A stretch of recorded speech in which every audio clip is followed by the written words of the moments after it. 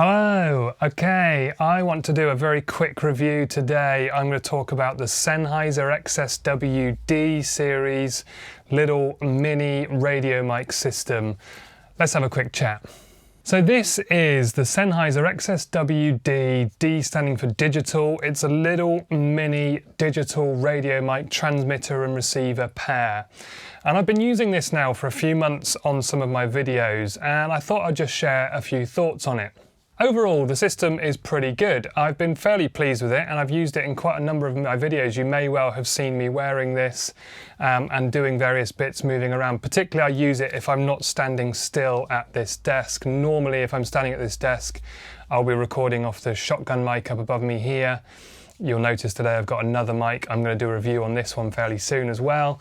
But other than that, I would ordinarily be using this microphone here. The system works with a transmitter and a receiver pair, and they sync up together quite nicely. There's some little LED indicators on here to tell you when they're synced, and as soon as they've got their signal and they lock together, they work really well. The receiver half has a full XLR connector on here, so this will plug into a PA system, but if you have the ability to be able to plug an XLR into your camera, they will work on a camera as well. I will quite often use mine in a number of ways. Either I will plug it into my mixer down here and record directly off the mixing desk. But if I'm away from my studio, I will also take these with me and use them on this thing. This is the Tasam DR 60 Mark II. I've done a review on this product before. It's a fantastic bit of kit. Link up here, go and check that video out if you want to see more about this. But this is a little portable field recorder, and this again has XLR inputs on it, so I can take the receiver part, plug it directly into that, and I can record off this from anywhere.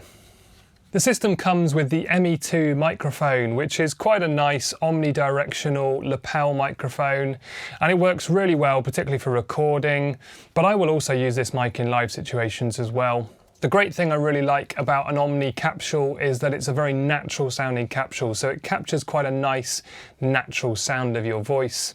However, that being said, I don't find the audio quality on this to be absolutely mind-blowing. It's perfectly reasonable, it's perfectly usable, there are no major issues in terms of audio quality, but it isn't the best audio quality that I've ever heard. There could be a number of factors for that. As I say, the ME2 mic is okay, it's fine, it does a good job, and I use it quite regularly in live situations, and I don't have any massive problems with the mic capsule. It's not the best, but it's not the worst. However, anytime you have a radio transmitter and receiver, there's always going to be signal degradation. Radio transmission is, by its very nature, a worse way to get audio than if you have a wire directly plugging in a microphone. What I mean by that is if you have a wireless SM58 and a wired SM58 and you put the two side by side, the wired SM58 will always sound better than the wireless one simply because it's plugged in and not using a radio transmission. And the fact here that we're using radio to transmit this signal means that there's going to be some signal loss there. The XSW series, generally, the Sennheiser XSW series is their lowest spec of system as well, so it isn't by any means a high spec, high quality system. Sennheiser are a great brand and they make some fantastic gear, but this is their budget system. This is the smallest, lowest, cheapest system that they produce. So again, we can't expect anything amazing in terms of audio quality there either.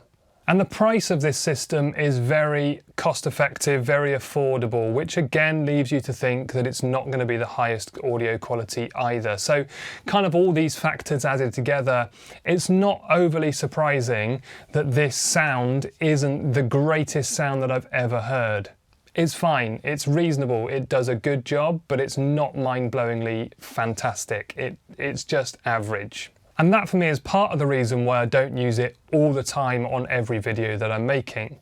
I think the audio coming off this shotgun mic always sounds better than this, but the shotgun mic is fixed in one position, and if I need to be moving around, I can't use that. That's where this comes in.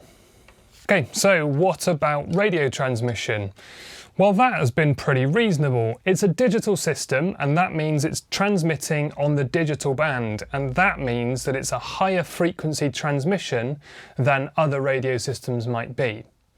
Now, higher frequencies have a couple of pros and cons. One of the big cons of a digital system is what we call signal penetration. And that just means how well will this signal pass through things like walls and doors and floors and ceilings and all that kind of stuff. And a digital high frequency signal will be more easily blocked by any kind of physical object. So if you've got a wall or a door or a floor or a ceiling in between transmitter and receiver, digital signals are going to struggle a lot more to get through that object than they are in open space. In fact, I did make a video where I had the receiver here in my studio just off to the side down here, and the transmitter was with me down the other end of my garden. And let's just have a look at that clip and particularly listen to that audio. Hey guys, new video today, slightly different style. We're going for a kind of vloggy handheld style. I'll show you why in a minute. It's a Top Tip Tuesday. I'm just going to give you a quick tip today, and it's going to be on something that I call the background scoop. So, as you will have heard there, that signal does just drop out for a fraction of a second. There's just a slight moment there in the middle where the audio just starts to fuzz slightly. Now, I haven't tried going any further than that, just down the end of the garden here, which is maybe 10 meters or so away. However, I strongly suspect that if I started walking into my house and going any further in that direction, the walls and doors and things in my house will very quickly start to block this, and I don't think it would go a lot further than that before it starts to drop out. So in terms of range, it's a difficult one to say exactly how far this will go. It depends as to what you've got between your transmitter and your receiver. It's great in a small studio space. It's fine outside as long as you're not miles and miles away. And if you've got fairly open space with a fairly clean direct line of sight from transmitter to receiver, it's probably going to do a fairly reasonable job. Now, it can also be true that transmitters and receivers can be improved even further by having objects around them to bounce that signal off. So instead of it just being transmitted out into completely open space, having walls and floors and ceiling to bounce signal off back to the receiver can be helpful. So for example, a long corridor can be quite a nice way to transmit from transmitter to receiver because it has objects that it can bounce that signal backwards and forwards off. But again, I would try and make sure if you're down the end of a corridor that there are no doors in between the transmitter and receiver in the middle of that corridor. Hopefully that makes sense. If not, chuck something in the comments and I'll happily talk to you about that further. So what are my recommendations in terms of this system then?